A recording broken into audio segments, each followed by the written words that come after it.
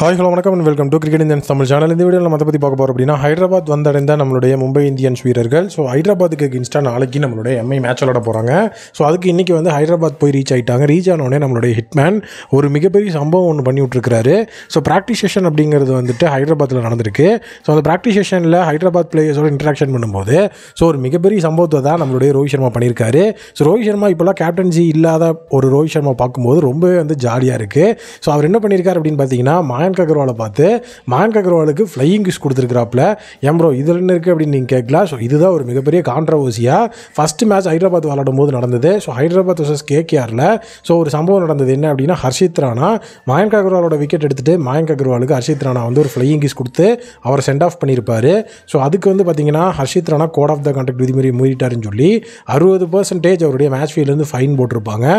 Plus அந்த இடத்துல வந்துட்டு மயங்க் அகர்வால் ஹர்ஷித் ராணா நின்று முறைச்சிட்டும் போயிருப்பார். ஸோ அந்தளவுக்கு வந்து ஒரு லைம் லைட்டில் கான்ட்ரவர்சியாக போன ஒரு விஷயத்த வேறு லெவலில் ஜாலியாக வந்துட்டு மயங்க் அகர்வாலுக்கு ஃப்ளையிங் கிஸ் கொடுத்து ரீக்ரியேட் பண்ணிவிட்டு எப்படி பார்த்தியா இல்லையா நாளைக்கு நானும் உனக்கு இதுதான் பண்ணுவேன் அப்படிங்கிற மாதிரி செம ஃபன்னாக வந்துட்டு அவங்க ரெண்டு பேரும் வந்து பேசிட்டு விளாண்டுட்டு இருந்தாங்க. ஸோ இதை பார்க்கும்போது நமக்கே வந்து செம ஜாலியாக இருந்துச்சு. பார்க்கும்போது அப்படிங்கிறத தாண்டி அதை பேசும்போதே பார்த்திங்கன்னா நமக்குள்ளே வந்துட்டு ஒரு ஹாப்பினஸ் வருது. ஸோ ரோஹித் சர்மா இந்த மாதிரி வந்துட்டு இந்த ஒரு சீசன் ஃபுல்லாகவே ரொம்ப ஃபன்னாக வந்துட்டு ஒரு ஜாலியாக ஒரு என்டர்டெயின்மெண்ட்டான ஒரு பர்சனாக இருக்கணும் அப்படின்னு ஆசைப்பட்டார். ஸோ அதே மாதிரி இப்போ நடந்துட்டு இருக்க அவரோட ஃபார்மும் நல்லா இருக்குது. ஸோ அடுத்தது எல்லோரும் எதிர்பார்த்துட்டு இருந்த ஒரு அப்டேட் தான் சூரியகுமார் யாதவோட ஃபிட்னஸ்ஸு. ஸ்கையோட ஃபிட்னஸோட அப்டேட் சொல்லுங்கள் ப்ரோ அப்படின்னு நிறைய பேர் கேட்டுட்டு இருந்தீங்க.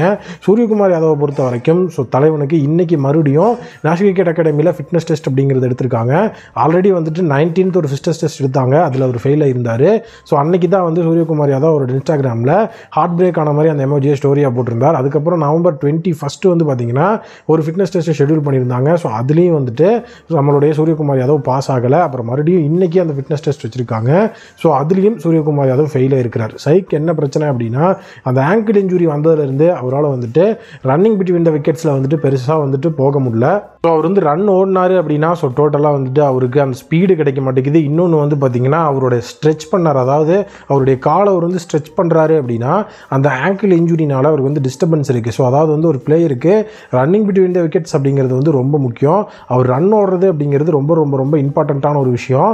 ஏன்னா இப்போ T20 world cup below the லைனில் இருக்கிறதுனால ஐபிஎலுக்காக சூரியகுமார் யாதவ் வச்சு ரிஸ்க் எடுக்கிறதுக்கு வந்து தயாராக இல்லை. ப்ளஸ் ரோஹித் சர்மா தான் டீம் கேப்டன். ஸோ அதனால் வந்துட்டு still national cricket academy 100% fit ஆனால் மட்டும்தான் அவர் ஐபிஎலுக்கு அலோவ் பண்ணணும்னு சொல்லிட்டாங்க. இது இன்ஸ்ட்ரக்டட் பை ரோஹித் சர்மா தான். ஏன்னா கேப்டன் அவர் தான். அவர் பிசிசிஐ கிட்ட சொல்லி பிசிசிஐ ஸ்டில் அவர் அண்டர் லைம்லைட்டில் வச்சிருக்காங்க.